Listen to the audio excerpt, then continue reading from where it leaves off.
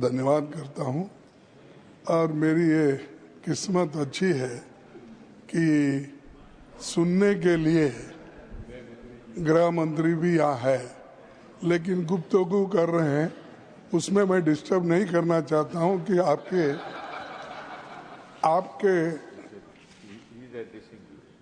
No वो तो सुन रहे हैं। ऐसा रहता, एक आंख सुनने का है, एक आंख देखने का, कान, तो वो उसमें तो सब तरफ देखते रहते हैं। नहीं तो होम मिनिस्ट्री चलाते कैसा, लोगों को ईडी में डालते कैसा, सीबीआई कैसा चलाते हैं, ये सब बहुत उसमें तो माहिर रहे। सर, मैं ज़्यादा बात नहीं करना चाहता हूँ, घंटों से आपने मेरे को जो भी 10-15 मिनट दे दी है उसमें मैं ख़त्म करता हूँ। सर, ये वक्फ बोर्ड अमेंडमेंट बिल जो है, इसके बारे में सारे देश में एक ऐसा माहौल बना है कि माइनॉरिटीज को तंग करने के लिए ये बिल लाया गया है। और ऐसा कोई बहुत से बदलाव अगर 95 के एक्ट से होते थे, 1995 के एक्ट से, तो हम मान लेते थे। जो वहाँ है इसमें डाल दिए, और जो नहीं डालना चाहिए ऐसे चीजें डाल दिए। मेरे पास तो कंपैरेटिव स्टेटमेंट है, हर अगर मैं बोलते कहूँ इस पर तो वक्त बहुत लगेगा।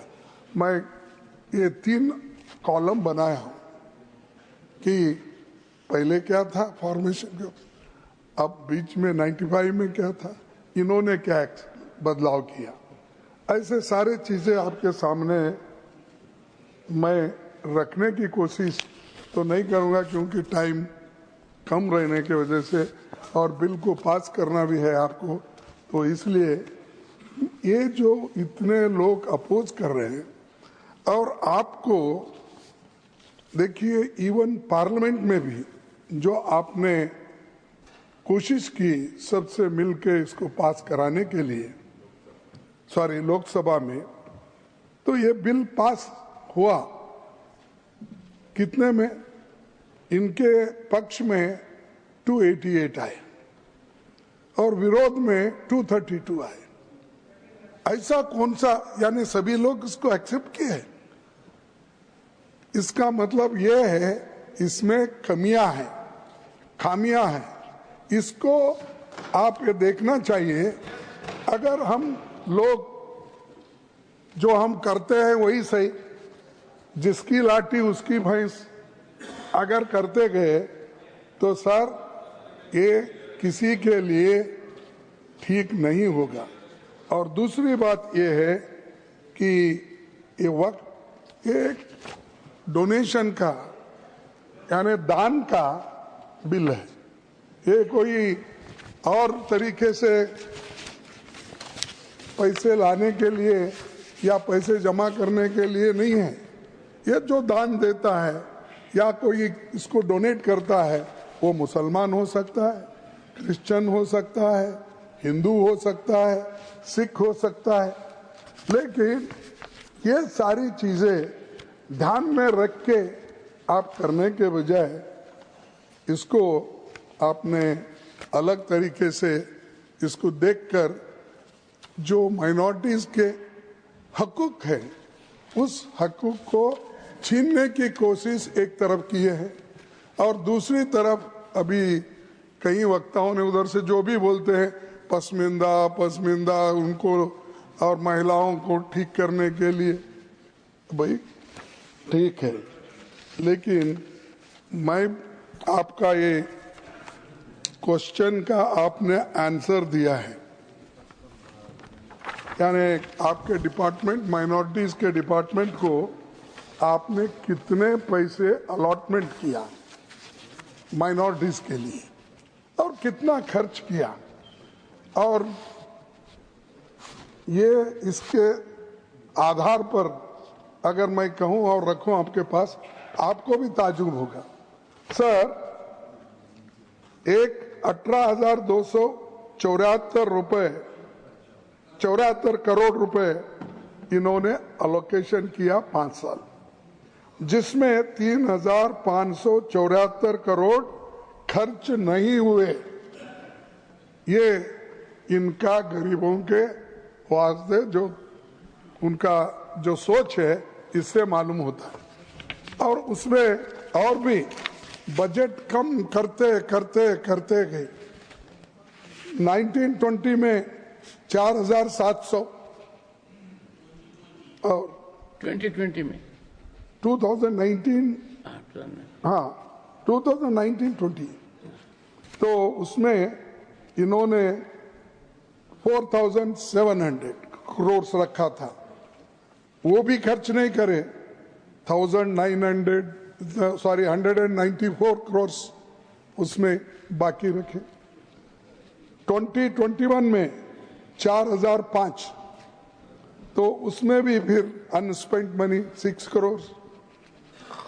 21-22 में 4,346 में 21 करोड़ बाकी अनस्पेंट।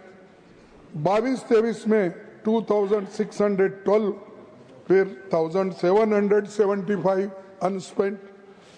फिर 23-24 में 2,608 और अनस्पेंट 1,576। टोटल 18,274 में 3,574 अनस्पेंट मनी। एक तो 4,700 से घटाते घटाते अब 2,608 करोड़ पे आए। क्या यही है आपका? माइनॉरिटी के साथ, गरीबों के साथ हम भलाई करेंगे? क्या भलाई? एक तरफ बजट काट रहे हो, दूसरे तरफ 250 बजट को आप खर्च नहीं कर रहे। तो ये दर्शाता है कि आप माइनॉरिटी इकोनॉमिकली डेवलपमेंट करने के लिए या उनको एजुकेशन या हर तरीके की सहूलत देने के लिए आप तैयार नहीं हैं, इससे ये मालूम होता है। और उनके जो 5 ये आपने पहले बजट में बताया था, तो 5 उनके स्कीम को बंद कर दिए। 5 स्कीम्स, एक मौलाना आजाद नेशनल फेलोशिप को बंद कर दिया, इंटरेस्ट सब्सिडी एजुकेशन को देने का लोन वो भी बंद कर दिए, फ्री कोचिंग को बंद कर दिए, सपोर्ट फॉर स्टूडेंट्स वो भी बंद कर दिए। उसके बाद scheme for providing education in मदरसाज minorities वो भी बंद कर दिए। ये सब स्कीम आप एक तरफ बंद कर रहे हो, दूसरे तरफ बोलते कि गरीबों के लिए, महिलाओं के लिए, पसमानदा मुसलमानों के लिए एक तरफ कहते। अरे आप कम से कम इसको रिव्यू करके आप खर्च नहीं कर सकते? हर साल आपका बजट होता है, आपका फाइनेंशियल टारगेट होता है, उसी के साथ फिजिकल टारगेट होता है। तो आप देखने वाले नहीं हैं और बात तो बड़ी बड़ी करते हैं। और बड़ी बात करने वाले कभी ऐसा मुझे लगता है ज्यादा झूठ बोलने वाले लोग। नहीं, ओके, डिलीटेड। असत्य बोलने वाले लोग, ये भी छोड़ो, सत्य न बोलने वाले कर दो। नहीं भाई, असत्य बोले तो सत्य से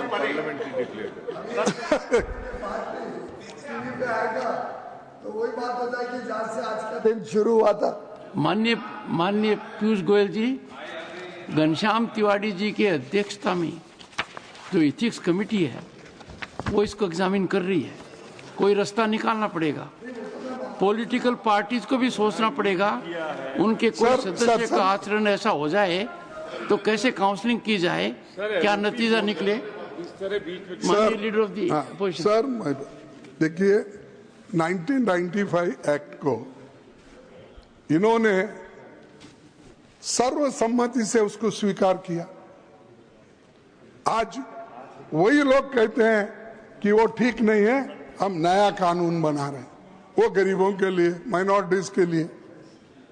तो उसके बाद में उनके जो भी लीडर्स है, मैं नाम पढ़ सकता हूं, लेकिन जरूरत नहीं, क्योंकि इसके पहले हमारे नासिर साहब ने बताया पार्लियामेंट में कौन सपोर्ट करे, राज्यसभा में कौन सपोर्ट करे, इनके लोग प्रेजेंट थे।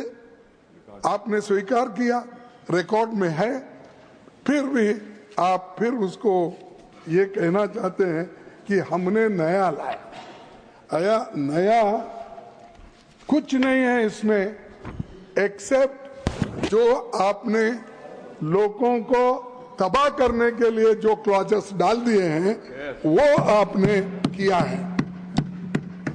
अब देखिए, सर्वे commissioner and additional commissioner appointed to conduct the preliminary survey of work properties. आपने क्या कहा? Replace the survey commissioner with the government officer above the rank of collector. यानी कलेक्टर के हाथ में दिए। तो इलेक्टेड डेमोक्रेसी में तो इलेक्टेड मेंबर्स ठीक है ना सब? तो इलेक्टेड मेंबर्स को निकाल के वो ऑल मुस्लिम्स इलेक्टेड मेंबर थे, अब ऑल नॉमिनेटेड, यानी सत्ता अपने हाथ में लेने के लिए ये बात आप कर रहे हैं, ये बात कर रहे हैं। तो इसीलिए ये इनका इंटेंशन ठीक नहीं है, इरादा ठीक नहीं है। ये ऐसा ही अब वक्फ बोर्ड के प्रॉपर्टीज को जमा करके इसका एक लैंड बैंक बना के क्या किस बड़े ने बिजनेसमैन को देते, कॉर्पोरेट को देते, मुझे मालूम नहीं, क्योंकि अभी बाहर नहीं आया। अब गवर्नमेंट का ही बेच रहे हैं, ऑल पब्लिक सेक्टर्स बेच रहे हैं। अब ये तो छोड़िए, मुफ्त में मिला तो सबको खिलाएंगे बफे सिस्टम के जैसा, जो पहले आएगा वो खा लेगा। तो अदानी, अंबानी ऐसे लोगों को खिलाएंगे। तो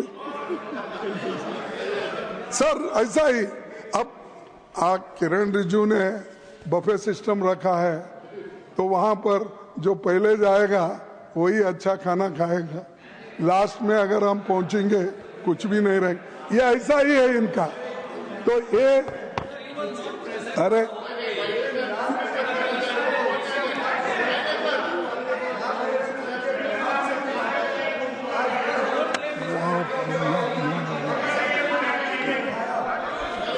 से सबने खिलाया, उसके बाद ये सुन के बड़ा दुख होता है सर। एलओपी अगर बोल रहे हैं तो सर इस तरह बीच में डिस्टर्ब करना चाहिए सर। और एक सब गवर्नमेंट पहले की प्रोविजन जो था, government property identified as waqf remains waqf, ये था सर। अब क्या कर दिए हैं, government property identified as waqf will no longer be considered waqf. The district collector will determine ownership in case of uncertainty and update revenue records who reports to the state. ये कैसा करेगा साहब कलेक्टर, क्योंकि वो रेवेन्यू, ऑल रेवेन्यू लैंड्स उनके हाथ में रहते हैं। और वही अगर वहां पर बैठे इस पे न्याय करने के लिए, नेचुरली कलेक्टर अपने फेवर में करेगा, ना कि वक्फ बोर्ड के फेवर में करेगा। तो इसीलिए इसको देखना चाहिए, जो जजमेंट देने वाला है और वो खुद ही पार्टी है। ये सारी चीजें इसमें है। और दूसरी बात, पहले एमपीज, फॉर्मर जजेस and eminent persons appointed to the Central Waqf Council must be Muslim. अब क्या किया आप, MPs, former judges and eminent persons appointed to the Central Waqf Council need not be Muslims and 2 members must be non-Muslim। क्यों non-Muslims को इसमें ला रहे हैं? क्या नहीं साहब, मैं पूछता हूँ, तिरुपति में जो वहां पर ट्रस्ट है उसमें आप किसी मुस्लिम को डालते हैं? या राम मंदिर का ट्रस्ट है, क्या उसमें किसी मुस्लिम को डालते हैं?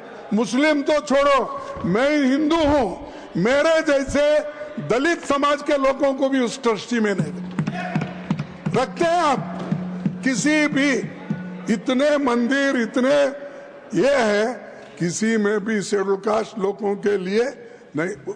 इसीलिए तो मैं स्पेशल लिख के आपसे मांग, मैं ज्यादा कुछ नहीं बोलता, और 5 मिनट 2 मिनट बोल लूंगा, खत्म कर। तो क्या, अरे भाई सर ये देखो, ये लखनऊ के हैं और इनके सब नेबर्स मुस्लिम है, कम से कम प्रोटेक्ट करना चाहिए, तो प्रोटेक्ट करना चाहिए। तो सर तहजीब का सबसे बड़ा वो रहता है सर ये, और अब क्या कर दिए कि मुसलमानों को निकाल दिए, नॉन मुस्लिम्स को डाल रहे। क्या यही चीज हिंदुओं के लिए करते हैं? क्या यही चीज सिखों के लिए करते हैं, जैन्स के लिए करते हैं? ये बुद्धिस्ट में आज वो डिवाइड कर दिए। अरे हर जगह की जो जिस फेथ में विश्वास रखते हैं उस फेथ के लोगों को ही वहां मेंबर बनाया जाता है। तो वहां पर क्यों बुद्ध गया में आज झगड़ा चल रहा है, और बुद्ध गया में वो बौद्धिस्ट लोगों को आप वापस दो, ये कहना दुनिया के लोगों का है, सिर्फ इस देश के लोगों का नहीं है। Japan, China, Cambodia, Thailand, Myanmar, Sri Lanka, ये सब बोलते हैं। तो वहां पर आप न्याय नहीं देते, सब दूसरी तरफ आप घुस रहे हैं हर चीज में, और मुसलमानों को तंग करने के लिए हर चीज में आप हाथ डाल रहे हैं। और तीसरी चीज मैं आपसे कहना चाहता हूं, ये वुमन एटलीस्ट 2 पहले ही थे, अब आपने कौन सी ऐसी बहादुरी की या कौन सा ऐसा किया कि इसमें महिलाओं को हम 2 डालें? लेकिन वो भी क्या है, actual number of non Muslim members could be significantly higher, potentially even forming the majority. तो ये चीजें जो कर रहे हैं ये अच्छी नहीं है। इससे झगड़ा नहीं, इसमें देश में झगड़ा होता है, ये झगड़े की आप बीज डाल रहे हैं।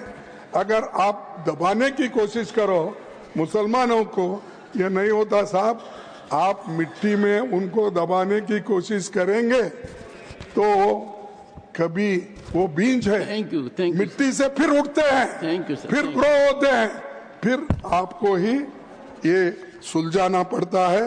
और मैं अपने होम मिनिस्टर से अपील करूंगा कि आप इसको विड्रॉ कर लिए, आप प्रेस्टीज इश्यू मत बनाओ।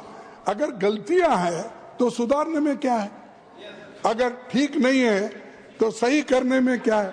हमने इस देश का कानून बहुत दफा, इस देश का संविधान में अमेंडमेंट लाए बहुत से, तो ये करना, विड्रॉ करना ठीक है, मुसलमानों के लिए ये अच्छा नहीं है और कॉन्स्टिट्यूशन के खिलाफ है। कॉन्स्टिट्यूशन को सबको आजादी दी है, इसके बावजूद फ्रीडम ऑफ एक्सप्रेस नहीं है, फ्रीडम ऑफ प्रॉपर्टी नहीं है, दान दिए सो रख ले नहीं सकते। ये चीजें करना ये समाज के लिए ठीक नहीं। और जो शांति और सौहार्दता इस देश में है उसको आप कायम रखने की कोशिश करो, उसको छेड़ने की कोशिश मत। सर 1 मिनट लास्ट, इतना बोल के खत्म कर देता। मैं एक शायरी सुना, कभी तो लिख लो। नजर नहीं है नजारों की बात करते हैं, नजर नहीं है नजरों की बात करते हैं। हाँ, नजर नहीं है नजारों की बात करते हैं, जमी पे चांद सितारों की बात करते हैं। वो हाथ जोड़कर बस्ती को लूटने वाले, वो हाथ जोड़कर बस्ती को लूटने वाले भरी सभा में सुधारों की बात करते हैं। श्री संजय कुमार बड़ा हसीन है, सब पूरा बोल। अच्छा पूरा नहीं गया? हाँ, बड़ा, ये शेर पूरा होने दो। वो हाथ जोड़कर बस्ती को लूटने वाले भरी सभा में सुधारों की बात करते हैं। बड़ा हसीन है उनकी जुबान की जादू, लगा के आग बाहरों की बात करते हैं। और मिली कमान तो अटकी नजर खजाने पे, जमीन पे लगी। मिली कमान तो अटकी नजर खजाने पर, नदी सुखा के किनारों की बात करते हैं। नदी सुखा कर किनारों की बात करते हैं।